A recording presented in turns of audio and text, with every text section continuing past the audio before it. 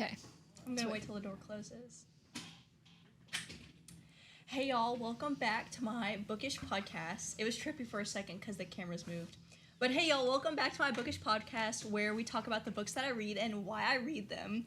Today we're going to be talking about Leigh Bardugo's Six of Crows and Crooked Kingdom, that duology. That's what it is, right? A duology? Yes, a duology. A duology. And we're going to talk about a little bit about like the characterization, the romances, and just some of our favorite scenes. And we're going to finish it off with a little special treat at the end. Remember, this is for people who have already read the book or people who don't care that there's like spoilers, because there are a lot of spoilers in this podcast. So if you don't want spoilers, don't watch the episode. Go Get out first. Get out right now. If you have a deep passion for the Six of Crows and the Crooked Kingdom universe, then you should stay.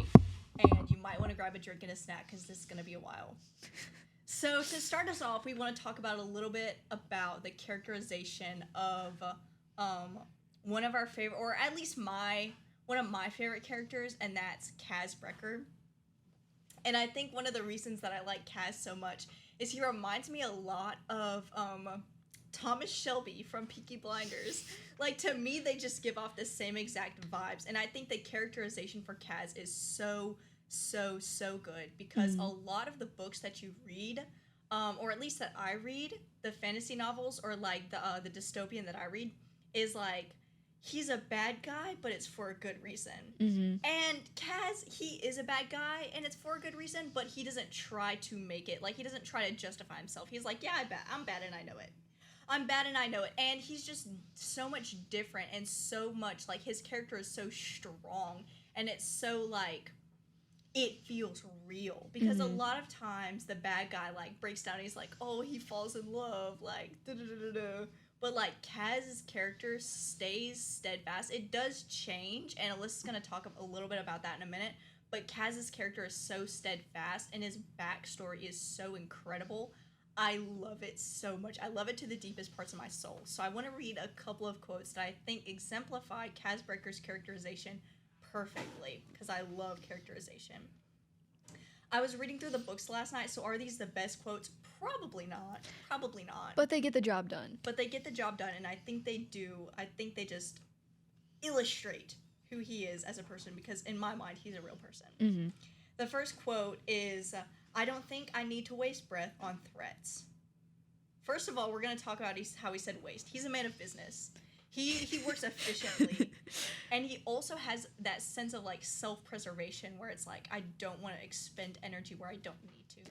And I really like that. He's not like, he's a bad guy. Like, objectively, he's like an evil guy, but he's not evil for the sake of being evil. He's evil to get where he wants to be. Yes. So he's not killing children, but he's not going to, like... He's not soft. Yeah, he's not soft. He's not a softie. And then we have the threats. Again, it's very Thomas Shelby. Like, everyone knows he's going to do it. Like, he doesn't need... He's like, why would I threaten you when, like, his reputation precedes him? Everyone knows who Kaz Brekker is. He doesn't need to hand out the threats because they're already handed out for him by his previous actions. Like, people know. They don't need to be threatened by him. They already know he's a great danger. Mm-hmm. In this, what this means, like, one example of his reputation precedes him, he rips out somebody's eyeball in the first book, and that was probably one of the most graphic scenes that I've ever read in a book up to that point. I read this book a couple of years ago, so I've read more graphic scenes since then, but, like, I read about this man getting his eyeball ripped out. Also, I think, and this happens pretty early on, and if you don't mind me talking about it, this is, like, I think one of the first times you see, like, how evil he is, but not, like, truly evil. Like, you'll understand when I talk about it.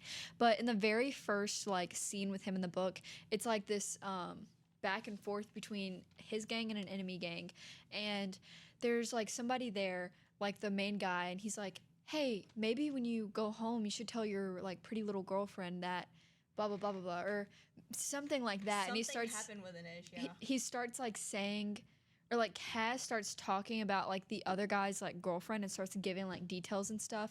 And he's like, there's, like, a music or something in the background, or a fire alarm. And he's like, oh, maybe the cops will just think she forgot to blow out her candle or something like that. I'm a little sparse on the details, but he really like made that guy believe he was going to kill his wife. And then afterwards, Jessica was like, "How did you know all this stuff about this guy?" And he was like, "Oh, I guessed. I just guessed. I just figured it out."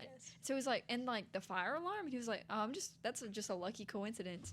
And so he just like really takes the things around him and builds it to the most as possible. And he doesn't have to actually commit awful acts because his reputation, he's already done enough. People already know that he like there's no doubt in his mind. Another thing is he's good with mind games. Like he's good with just like playing with your head, and I think that also makes him such a good character, and it brings forth like how street smart and how like he's just smart. He's a man of business. He's a man of efficiency. I've said it once, I'll say it again. One of the things that I think, did you hear me stutter just then? I wasn't gonna mention it, but I know everybody noticed. Yeah. One of the things that I think makes Kaz's character such a strong and real character is his backstory with Jordy. It's so good. It's so good. And we're not, like, obviously, if you've read the book, you know the story of Jordy, and if you haven't, you need to go read it for yourself. I won't ruin it by paraphrasing it. I want you to get every word as it is.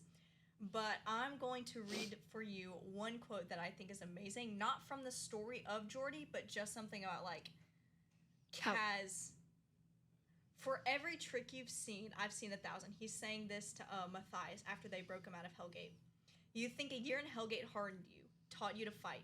Hellgate would have been paradise to me as a child.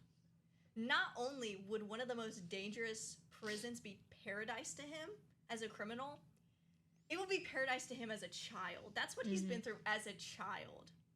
And if you know his and Jordy's story, then you know. If you know, you know. If you don't, go read it. But like that, him clinging on to Jordy's dead body to float ashore. Sick. It's sick. It's good writing, is what it is. It's really, really, really good writing. And a reason I really like that backstory, it's not like Kaz was thrown on put on the streets and everybody walked past him and kicked him in the face and blah, blah, blah, blah, blah, and he was punched 1,000,000 times or anything like that. It's very real. It's very, if you like... It could happen. If you have a sibling, like, you understand, like, that connection he has with Jordy, and, like... It's just so good. And, like, you understand, like, the innocence of, like, Kaz as a child and, like, looking up to Jordy so much. And, like, all that they, like, went through together. And then, like, for that to happen and in such a gruesome way, sick. I think I want to talk about Jordy for a second because as an older sister, like, Jordy resonates with me very much. First of all, the way that he was like, it'll be better tomorrow. It'll be better tomorrow. Like, the way he just kept hope up for Kaz. And I think... that's one of the reasons that, like, he was Kaz's, like, comfort person. Even when he started getting sick, like, Kaz is still huddled up next to Jordy. Jordy made sure, and he tried his best to get a job for them, and he tried his best to secure a future for them. And he protected Jordy up until his death, and even past his death. Because remember, he's the reason Kaz got safely ashore. Technically, he's the reason Kaz was on the boat in the first place, but he's also the reason Kaz floated ashore. And... to me, like, he protected Kaz up until his death, and Kaz looked up to him so much for that, and he helped create Kaz's story. If it weren't for Jordy's kindness and, like, bravery in the first part of Kaz's life, he wouldn't be the person that he was now. And I think I love Jordy so much for that. But back to Kaz, and you want to talk about Kaz and somebody else. Yes. Also, I'm going to say one quick thing. In books, like, you always have, like, anytime there's a revenge arc, you always have I can't be just as bad as him. I'm committing just as bad actions. Not with Kaz. Kaz doesn't care at all. He'll be bad and worse. He'll be bad and worse. And, like, if he did, I honestly can't remember. It's been so long since I've read the books. But if he did something that's, just as bad as what Pekka did to him, he did not care at all. And he was like, well... Jordy was still my brother, and I'm still going to pursue revenge. Bad. I don't want to do that. Don't care. Literally could care less. Maybe don't con me and my brother. Maybe don't do Just that. A thought. So good. He's iconic. But yeah, so Kaz and Inej, They have a great romance. I think probably one of my favorite romances that I've ever read, just on how it's handled and how the author specifically handles like both of their traumas. Very well done. But before I do that, I'm going to talk about a little girl named Inej. So Inej was, and I can't probably use the exact term, but she was like assaulted, and had to be in like the menagerie, and it was truly awful, like the things that happened to her and what she had to deal with every single day. And on top of that, she was taken away from her family by like slavers. And so she grew up as like an acrobat, really like involved and like truly loved her family. All of that to be taken away, all of her life to be taken away, all of her surroundings, every single person she's ever laid eyes on, met, or talked to, all of that just ripped away from her in like a single moment. And then she's put into a situation that's probably one of the worst situations a person can be in. And then she gets saved by Kaz. And in the beginning of the book, and I'm sure like you had like the same thoughts, I believed that Inej was just going to be someone who followed Kaz the entire way and was like, I'll always wait for him. I don't care if he changes. I'm going to be right here. Yeah. Always by his side, even if it leaves me a miserable life. You thought she was going to kind of turn into one of those desperate characters? Just like, and honestly, I believe a part of Inej's self believed that she was going to be one of those desperate characters in his life. But throughout the book, and like as it goes on, you realize that that's not the case at all, and you start learning more about Inej. One, and this is one of my favorite things in all of Inej's story, is her relationship with religion. I think it's very beautifully done, in that she does some pretty bad things. She'll like kill somebody, and she's hurt people before, but she always like prays afterwards, and she's like, I just hope like my saints know that I'm doing this to protect myself and because I have no other choice. There's a scene where she talks about after her first kill, or Kaz talks about after Inej's first kill, he could hear her crying in her room all night. Just so deeply personal. And even though she's like committed, some bad actions, she still has that relationship with her saints and just hopes they forgive them, and she still prays, and she still like does things for them. She named all of her knives on her body after saints and people who have helped her. And there's this scene, and this is probably one of my favorite Inej scenes, where she has to climb up this like heat like fireplace thing. I can't remember. Yes, I remember this. But it's incredibly difficult. An incinerator. It's incredibly difficult. There's no like footholds at all, and on top of that, it was just turned on. She's off. Like sweating like from the heat, and like she's slipping. She looks down, and her rubber shoes have melted and fused with her feet because it's so hot in that metal tiny little box. Like as you're reading that, you're like, get out. And then she prays, and I'm actually about to pull it up. She like talks to her like saints, and then this happens. Okay, let's see. She thought of her knives, hidden away aboard the Fairland. Maybe they could go to some other girl who dreamed of being dangerous. She whispered to their names: Peter, Maria, Anastasia, Vladimir, Lizabeta, Sancta Elena, martyred before she could turn 18. Let's go, Inej. Should she jump now or simply wait for her body to give out? Inej felt wetness on her cheeks. Was she crying? Now, after everything she'd done and had been done to her? Then she heard it, a soft patter, a gentle drum that had no real rhythm. She felt it on her cheeks and face. She heard the hiss as it struck the coals below. Rain. Cool and forgiving. Inej tilted her head back. Somewhere she heard bells ringing the 3/4 hour, but she didn't care. She only heard the music of rain as it washed away the sweat, soot, and smoke of Ketterdam, the face paint of the menagerie as it bathed the jute strands of the rope and hardened the rubber on her suffering feet. It felt like a blessing, though she knew Kaz would just call it the weather. Chills. What were your thoughts when you first read that? My thing is, she is such, her and Kaz live like a very like, they're a power duo. Even before they were ever a couple, they were a power duo. But they're so different individually. Because he's ruthless and he wants his revenge, but she is doing what she has to survive. but she still has a really strong moral compass. Mm-hmm. Mm-hmm. And I really like the line where it's like, she knew Kaz would call it like the weather, but she thought of it as a blessing because she looks so much for the positive in people. And I think we're going to see that and talk about that later with Kaz. And she also looks for just like the positive in every situation. And she's so hopeful. Everything that has happened to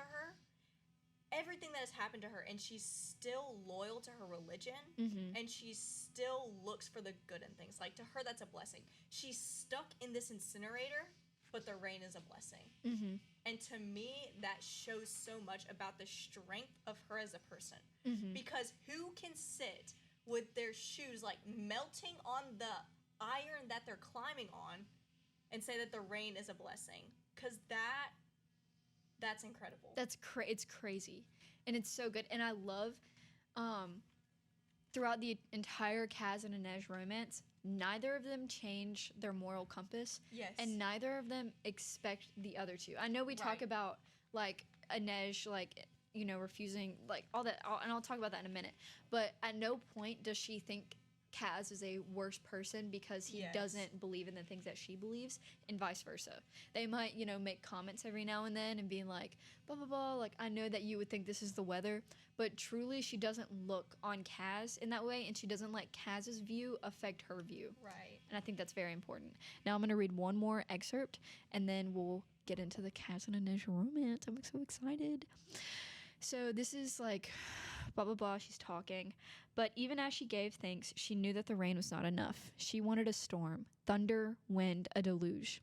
She wanted it to crash through Ketterdam's pleasure houses, lifting roofs and tearing doors off their hinges. She wanted it to raise the seas, take hold of every slaving ship, shatter their masts, and smash their hulls against their unforgiving shores. I want to call that storm, she thought. And 4 million Kruger might be enough to do it. Enough for her own ship, something small and fierce and laden with firepower, something like her.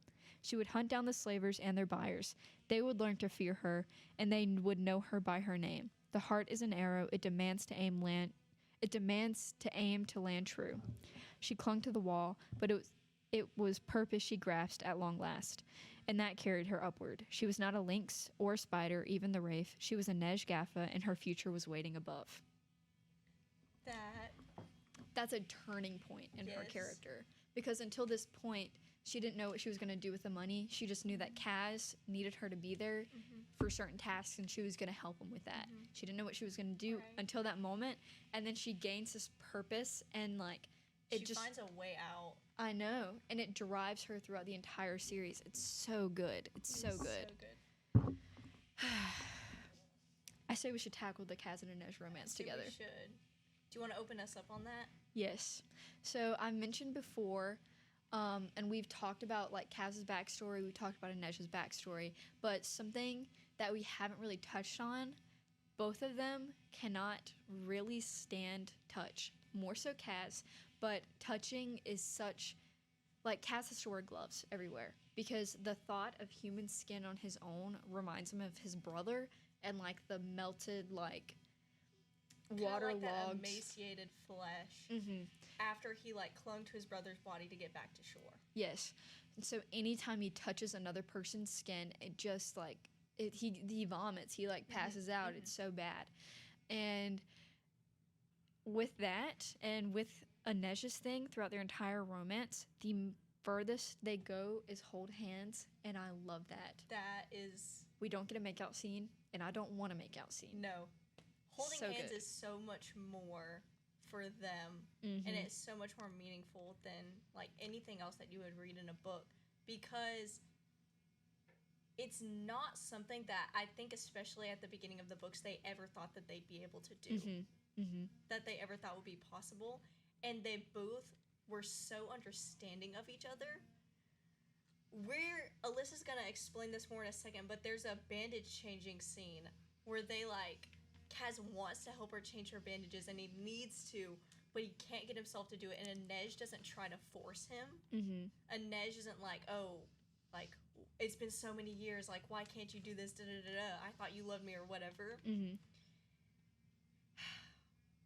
So good. But like neither of them pushes each other. They're so understanding of each other, and it's so hard for them to get over this, understandably. But they end up doing it anyway.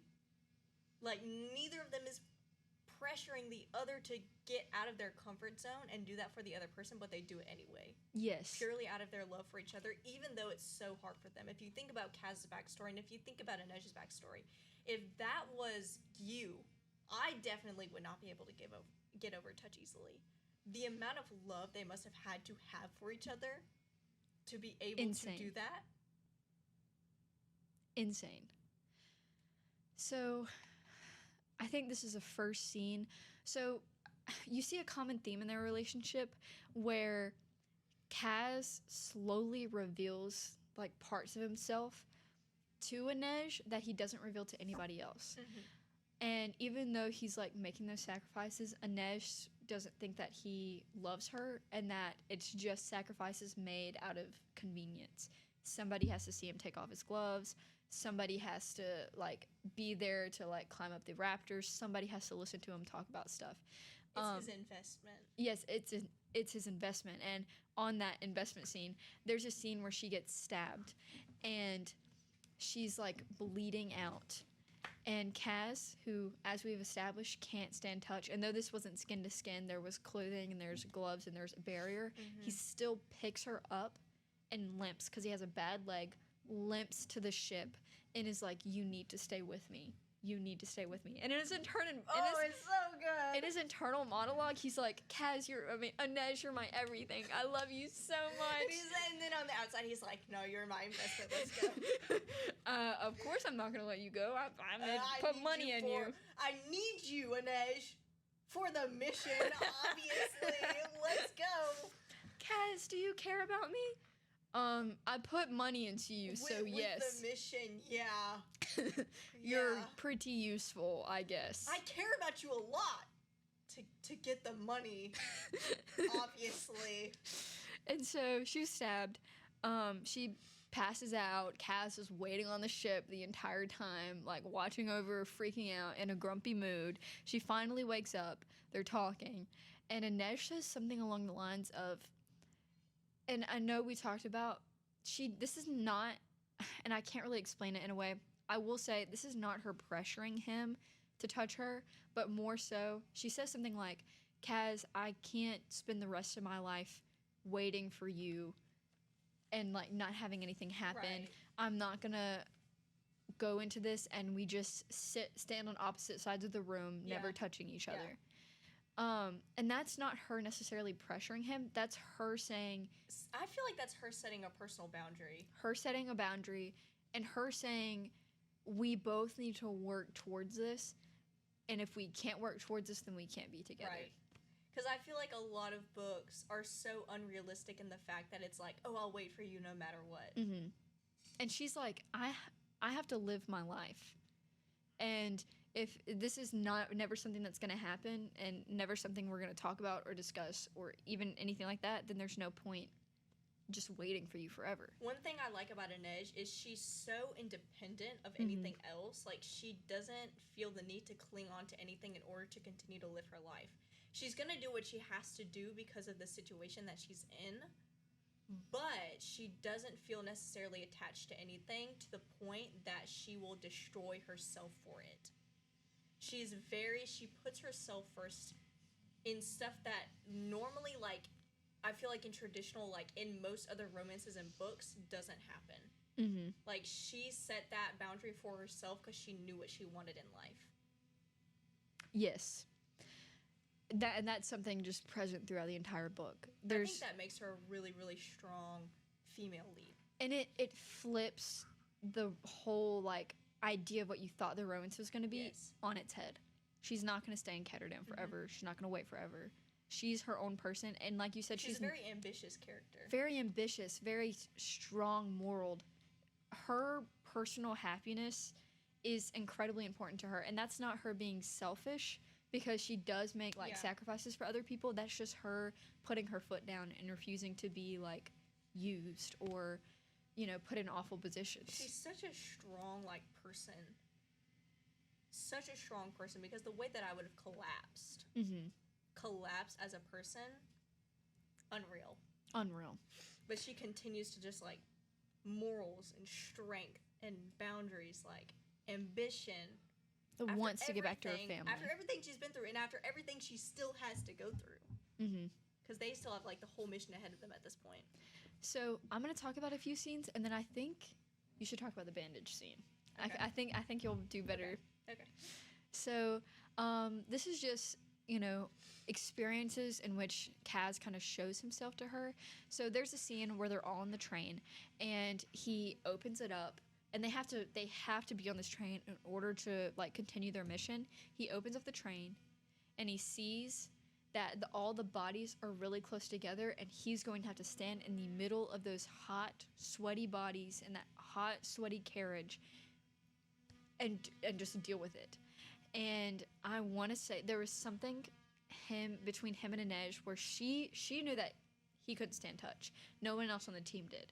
She knew, and they had, like, a vulnerable moment. I'm pretty sure where they, like, looked at each other or something like that, or he, like, she didn't put his the bag over his head, so he knew that there were people touching him and can see everywhere and stay in the moment. And just like that moment between them where they're just they know each other so well, and they're not really afraid to show their vulnerable side. Kaz wouldn't have shown that vulnerable side to anyone else. He would have been like, put the thing on me, why are you wasting time? But because it was Inej, he really, like, let himself feel what he needed to feel in that moment to be the best he could be without thinking of how others would betray him or mess with his, like, reputation or anything like that. Also, there's a scene where Inej gets stolen. Let's talk about that. Is that the torture scene that I was mentioning? We can talk about that later then. But anyway, there's a scene where Inej gets stolen. And the entire time she doesn't think that Kaz will ever come back for her. And then later when she comes back, Kaz and Inej share this talk where she mentions, like, I thought he was going to do blah, blah, blah, blah, blah, and I wasn't going to be useful anymore. And Kaz says something like, I would, even if, I can't remember. I feel like I'm about to sneeze. It was like something along the lines of, I will always come after you, even if there's, like, 1,000 people around us, even if my legs are broken, I will crawl to you, I will walk to you, and I remember that. And we will escape that place, guns out, knives out, guns blazing. Yep. I'll do, like, basically, I will do anything in my power just to have you in my life, yes, even if you're not useful to me anymore. Wow. Beautiful. I feel like Kaz is the type of boyfriend who, like, if his girlfriend turned into a worm, he would take care of that. Oh, worm. yeah. Easy. He would take care of that Easy. worm. He would have her, like, a little dirt, like, terrarium set up, and he'd, like, kiss her goodnight. Okay. So next, I want to talk about the bandage scene. Mm-hmm. One thing that's, like, really popular in romance is, like, when two enemies have to share a bed. And that is good. But my favorite is when enemies, like, and they're not necessarily enemies, but, like, two people who are, like, formally opposed to physically touching each other, changing each other's bandages. Something about it. There's something about it because it's like, I want to take care. I feel like it's a mixture of the who did this to you and the bed scene. I feel like it kind of mixes them in together. Because, and I don't remember exactly how this happened. I don't remember if he wanted to change her bandages. Again, it's been like a year and a half since I read this book. I don't know if he wanted to change her bandages or if he absolutely had to change her bandages. I want to say she was, like, changing them out and, like, needed his help or something. I think she was changing him, and he was like, I want to help you with that. So she was changing out, I'm pretty sure, her own bandages, and he was like, I want to help you with that, which is so big because he hates physical touch. Mm-hmm. He abhors it. I feel like he'd rather, like, puke than, like, touch another person's skin on skin. Mm-hmm. But he cares for her so deeply. Like, this is after she's been, like, attacked or one of the instances where she's gotten hurt really badly. He just feels so protective over her. And when I was reading the book for the first time, I flipped, like, to the back. I have a bad habit of flipping to the backs of books. Never with the intention of reading the end, but always somehow getting a little, like, snippet. I didn't read the end, but I read, like, a question. I saw, like, something about the bandage scene where they were, like, asking Leigh Bardugo questions in the back of the book, and it asked her something about a bandage scene, and I was like, there's a bandage scene. Apparently, she rewrote this scene like a bunch of times, but the one that we have published right now is so good. It's so good. Just, you can feel it between them. You can feel how badly Kaz wants to be able to help Inej in that moment, and you can feel how protective he is, and you can feel how badly Inej wants to be cared for and touched by Kaz, but Kaz's inability to do it anyway. And I think they have like a slight brush at some point in the bandaging. His gloves are off. And he's like not able to handle it. But I think it's still so... it's so just good. because you can feel how badly he wants to be able to do it, but you can also feel how much he cannot. And how just like truly difficult it is for him. And you can feel how badly Inej just like, please touch me, please, anything. Not in the sense that she's desperate, but she just wishes that he could do that for her. Again, not pressuring him into it, but like that boundary that she set earlier, she wants that to become reality. And I think she's hoping that this is the first step, and after he like brushes her, they realize that like it's gonna need a lot of work. And I would like to say, and this is not a like lustful thing. No, this is purely like she wants just like that connection by touching with each him. other. We're meaning like this. I don't know if y'all can see that, but like he this. cannot do this. He cannot do this. So for those who are unfamiliar with Kaz's like phobia, we're not talking about like, this is not lustful. We're talking about like, and she doesn't like, she wants that connection with him, and she wants to know that he's trying. And I think in that scene it was a thing of like, this needs a lot of work, but we're putting in the effort to let this happen. She can tell that he's trying in this scene. And I don't remember, I'm pretty sure this is from Inej's point of view. It is. When it happens. And she, like, you can tell that she knows how badly Kaz is trying. You can tell, but she still wants that experience, and she still wants to see that progress so badly. And I want to say, she's the one that's like, you don't have to. Yes. She's the one who's like, it's like, you don't have to help me, like, I can do it. Like, I appreciate... and so he's good. The one who's like, I can do it anyway. So good. So, this is a pretty good romance, but what's another really good romance? So, Inej and Kaz is like the most popular romance within this series, I feel like. But my favorite romance is definitely Matthias and Nina. I don't know what it is, but it's so good. So I have some of like my favorite. I didn't necessarily pick out scenes like Alyssa. I kind of took a different approach. I picked out kind of like the first, because Matthias and Nina, they have history with each other, but this is the first time that they like talking about the other to like the person reading, because everyone gets their own point of view in this book. And so let me find it. So the first time Nina sees Matthias is when they're like going to this like prison fight to pick out their next, like they need another member. And she recognizes him, and she goes, his head had been shaved, probably to prevent lice. Whichever guard did it had made a mess of the job. Even from the distance, she could see the cuts and nicks on his scalp and little strips of blonde stubble in places the razor had missed. And yet, he was still beautiful. First of all, this guy is an enemy of her people. He was like, she's a Grisha. So she's not necessarily like human, like she has powers and stuff. And Matthias's, where he comes from, they like hunt Grisha. It's and, a like, genocide. The army that they have, like, yes, it's a genocide. And this is an enemy of her people. And yet he was still beautiful. Second of all, this is like a very real description. I feel like with a lot of romances, it's very like,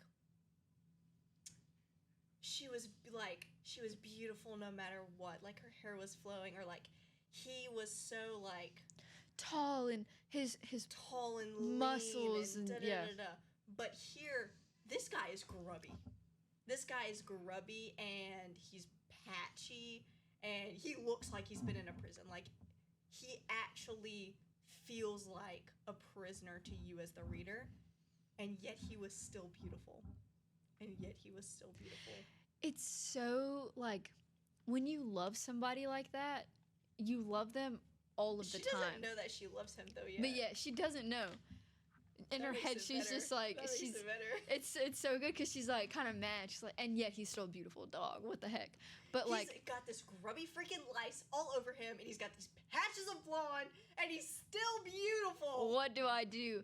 But when you care about someone that much, it doesn't matter what they look like. Like, you still, like, they're just beautiful in every way to you, and that's your first glimpse into how Nina feels about Matthias. Glimpse since she like betrayed him, and he's still beautiful. He's still beautiful. Okay. Next, I want to talk about the other thing that I noticed in this quote, and this is a little bit less significant, and it's the little nicks that she noticed on his head. She noticed like all the little things about him. She's like seeing him from a distance, I'm pretty sure, because they like go to this arena to watch the fights. She's like seeing him from a distance, and I think it brings out her heart-rendering capabilities when she talks about. I think it brings out her as a person, going back to kind of like that characterization where it's like she noticed the nicks and she noticed the little patches of blonde because as a heart render, her job was like to focus on the little things, constrict the blood vessels, stop the heart, whatever it was that she was doing, and I think that just brings out more of her. Just a little snippet that I also take from that quote. And then Matthias's.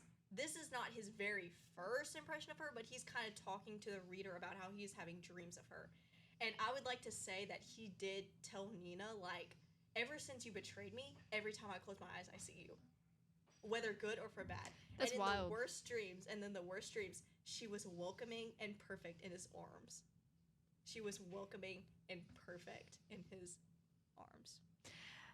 Before that quote, he says something like, In most dreams, I'm killing her. She's killing me. In most dreams, like, yeah, I'm, like, suffocating her to death. Like, she's dying by my hand. But in the worst dreams, in my nightmares, she was welcoming and perfect in his arms. Wild.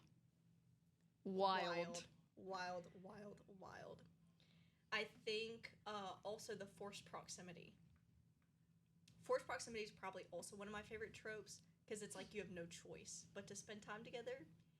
I don't think their relationship would have blossomed quite like it did had the forced proximity not been a thing. Leigh Bardugo did that very, very well. It's just so good in the way they started relying on each other. I don't remember exactly. Were they pretending like they were husband and wife or brother and sister? I can't remember. It was one of those two. They're either husband and wife. They're either going undercover as husband and wife or brother and sister. Also, I didn't remember the scene until I reread it like a few days ago. Do you mind if I bring it up? I think this is a turning point in their relationship. So they both, okay, for plot reasons, there's this guy they have to capture. And for plot reasons, they both want to kill him. No one else on the team does. Yes, they want to capture him for money. Each other. Like, they're supposed to be bringing this guy back alive in order for the whole team to get the money. For their own separate reasons, though, they agree we're going to kill him. And so that sparks this connection between them. Yes. And they already had a connection, goal, yeah. but it brings them back together, and they understand each other more. And I remember they were fighting, something happened, everybody left, it was just them two, and when they walked back, it was like no fights anymore. They understood each other again. They finally had that common ground, and from then on, that bond and that, like, whenever you like look at somebody and you have that, like, I know what you're thinking right now, that sticks with them. So good. Oops. So the forced proximity, I think, is beautiful.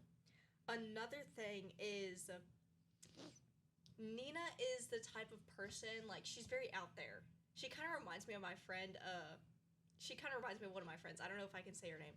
But she's very, like, she's just her own self. Even if, and Matthias is, like, a very religious person. In, like, their world, he's, like, very religious, and he's very, like, proper, and just, like, he's a good boy. He's a good boy. Nina, however, she's, like, she kind of does just whatever she wants. And I really do admire that about her. And the thing is, Matthias is kind of like, whoa, girl, what do you like? You're wild. You are wild. I could never. But then towards the end of the duology, he's like participating in these own little acts of his own where he starts to get a little wild. And the first time he does something, Nina's like, whoa. I think he like kissed her or something, and she's like, whoa, he actually did something. What just happened? Oh my gosh. And she brings that out in him so perfectly. Because before, he's perfect, he's calculated, he's a soldier. He doesn't break the rules, he follows them. But Nina kind of brings out this side where, like, he's feisty. He's breaking the rules. He's breaking the norms that he grew up in. Okay. And she kind of, like, changed that in him. And the thing that he hated the most about her, like, her own, despite her being a Grisha, the thing that he hated the most about her, like, her uncontrollability, like, she was just a wild, wild gal. He ended up developing some of those traits of his self. And hated most about her. Dog, you can tell yourself that, but let's be real. Let's be real here. Was he making excuses for himself? Was he trying to convince himself? Because I read those scenes. I read it from his point of view. I'm pretty sure he didn't hate it. When you're angrily staring at someone for hours and hours, refusing to let your eyes, maybe. What's that thing where it's like, if you watch me, like, if you watch every move that I do with hate, you're still one of my biggest fans. Yes. It's one of those moments that where was it's like, him. He's watching every single thing that she does. He's like, what an improper, little, uncontrollable little lady. Me. I hate her. And Nina's like, you're still paying attention to me anyway, so you're one of my biggest fans. Thank you. And I think that's so funny. They're so good. I just came to the realization, Matthias is low-key what everyone thought Inej would be. He follows Nina to the ends of the earth. He doesn't like. He's attached. He doesn't let go of his moral compass, but he realizes a lot of his thinking was wrong, and he changes that for Nina. And it's so beautiful. Yes, and they even have a conversation that I think is really beautiful, on their little spy trip, when they have the forced proximity, which I do love so very, very much. And it's basically like, yes, I've realized that Grisha are not inherently bad. It's because it's not their fault. And, but I still grew up, like, having this ideology pounded into my brain, and it's so hard for me to get rid of that. And I think it's really beautiful because a lot of times romance, even in real life, can be doused out like that with opposing viewpoints. One person believes one thing, one person believes another thing.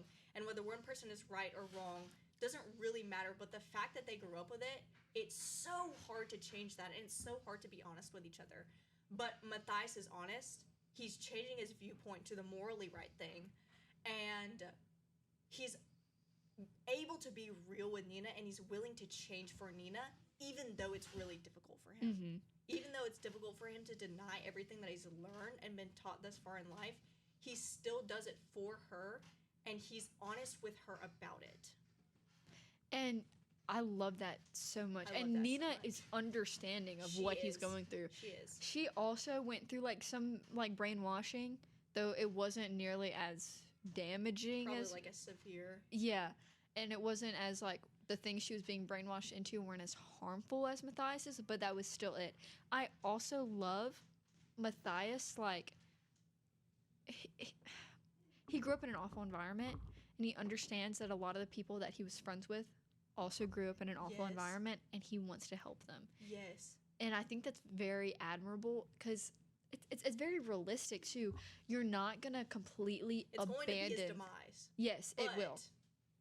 You're not going to completely abandon all of the people you grew up with, all of the accomplishments you wanted to do. You're never going to abandon that because that was what you were raised by. And he knows that, like, a lot of the people in there are good people, and they were manipulated in the same way he was, and he wants to help them, and that's so beautiful. Okay, now, toward the end of their relationship, not the end of their relationship, but, like, when they start being like, okay, maybe I don't hate you, towards the end of Six of Crows, Nina takes some Purim, because it's like, just by situation, she has to take some in order to get them out, or it's the best way to get them out. And they're under the ideology that it's going to kill her, or at least change her forever for the far, far, far worse, basically making her into a zombie. Which is kind of true. Yes, and so not only is she willing to sacrifice herself for the entirety of the team, more importantly Matthias, but she also, there's a scene where she's kind of, so she survived the initial, like, Parem, and she did what she needed to do, and later on she's suffering kind of, like, from withdrawals. Right after she uses it, she drains a lot of her power, and so she's kind of just laying there dead, and Matthias goes up to her, and this is a quote, "Nina," he whispered, "little red bird, don't go." Beautiful. He's in love, guys. He is Smitten. My favorite word is smitten. He's smitten. He was like, because it's so good, because at the beginning of the book, he was like, what a jerk. I hate her. I hate her guts. I could never. I hate Nina. I could never. And then towards the end of the book, he's like, Nina, little red bird, don't go. Stop. This boy is smitten. Also, there's so many parts. So the Param does change her power, and for the longest time, they think she loses her power. And Matthias's grief over that, the thing he hated about her most was that she was a Grisha and that she had power. But once she lost it, he was like, this is a part of Nina. Yes. We just lost a part of Nina, and he still loves her completely and fully, but he like grieves because she's grieving, and it's so beautiful. It's so beautiful. It's so beautiful. And I like how, like, in the second book, like, he becomes super protective over her kind of after that incident, and everyone knows that he's protective. They're like, oh, don't mess with Nina. Matthias will get you. Matthias will get you. Even though they're on the same team, Matthias will still get you. He will come after you. Because he loves his Nina. He loves his little red bird. And I forget, was a little red bird, like, was that a thing? I know that there was something significant about little red bird. I want to say that's something he called her. It's something between them. It's something between them. Beautiful. Stop. Beautiful. Stop. Next, so we've talked about Kaz, we've talked about Inej, we've talked about Matthias and Nina. Oh, love them. Love them. We have neglected severely Wylan and Jesper, so I think we're going to talk about Wylan first. Alyssa, if you want to go into that. I think, so we've talked about all these very complex, very real feeling characters, but they've all gone through things that the average person is not going to experience. Like, I've never been conned. I've never been abandoned on the streets and conned. Yeah, I've never had to swim on my brother's body to get to shore, and I've never been slavered. Slavered. Thank God. Like, that would truly suck. I've never been a soldier in the army. And I don't have powers. I can't heart render. I'm not a heart render. Wylan is the most relatable characters in the books, hands down. He is, and I think the thing that makes him most relatable, and the thing that I want to touch on the most, is that he's a coward. Yes. He's always dealt with that. He has cowardice. And he knows it. He knows it. I have cowardice. I do. I'm not as strong as Kaz and Anita and Nej and all these people that are climbing up incinerator shafts. Yeah, I could not. And Wylan knows it about himself, very honest with himself, and that's just something, like, as he goes through the book, you really feel like him. And you understand his struggles, and especially when he's around these such, like, commendable characters, you feel what he's feeling. Like, and you know this is not true because you've seen all the great things that Wylan can accomplish, but he has that, like, why am I here? He's insecure, yeah, and he has imposter syndrome. He's like, why am I here? None of these people like me. I'm only here because of my dad. I'm not as cool. I'm not as strong. Like, I could die any second now. I don't want to jump in front of this bullet because I don't want to die. I want to still be alive. Yeah. So he's going through that. And that's how you feel when you first meet him. You really feel that, and you resonate with it. And as he gets through the books, he does get stronger, and he develops this backbone a little bit, but he's still Wylan. And before I get to, like, my favorite scene with him, I want to talk about a few things. So number one, I think actually you want to talk about this. The secret that's revealed about him. Okay, so in Crooked Kingdom, we find out that Wylan's mother is actually alive. And she's in an asylum, I believe. And I really love this because it further like brings out the characterization of the dad, because previously it was like, oh, poor dad, like his wife died, his child's an idiot. He's just a rich But guy. now it's like his child is actually really smart and his wife's actually not dead. The dad's actually a horrible person. So I do like that. Because it kind of characterization for the father. And then it's another thing about like, it wasn't a plot twist, because some writers will put plot twists in and they're not like, they're always essential to the plot. This was, of course, important to the plot, but it was not essential. She's just that good of a writer that she can just throw a 90-degree curve in and have just as good of a story. Like, she can throw this complete plot twist in there and the story just go on. And it makes sense. Like, when you're first reading it, you're like, whoa. Yep, his mom is not dead. Totally by surprise. But when you reread it, you're like, yeah. His mom's not dead. His mom's not dead. This is something his dad would do. He doesn't care. And he didn't like his mom anymore, so of course you don't feel bad for the dad anymore. You don't feel bad. Oh, he like, was a crap person. This is understandable. And there's a scene where he goes and sees her, beautiful, and she's painted all of these pictures of him, like, every day. Well, anyway, that's the end of part 1, guys. Stick around for part 2. Yes, I would like to say, watch part 2 in order to learn more about Wylan. And Jesper's dad, and our favorite scenes, and the treat at the end. We haven't gotten to that yet. There's a beautiful treat. By far, like, I've been thinking about this all day long. That's one of my favorite parts of the book. Part 2. You have to. And I know this is, what, an hour max? Maybe more? Don't care? Probably more. If you're a Six of Crows fan, you're going to watch it. You sit through it. And you're going to be kicking your feet on the other side of that screen. You're going to love it. So, see y'all. Like and subscribe. Turn on your notifications. See y'all on the flippity flip. Bye-bye.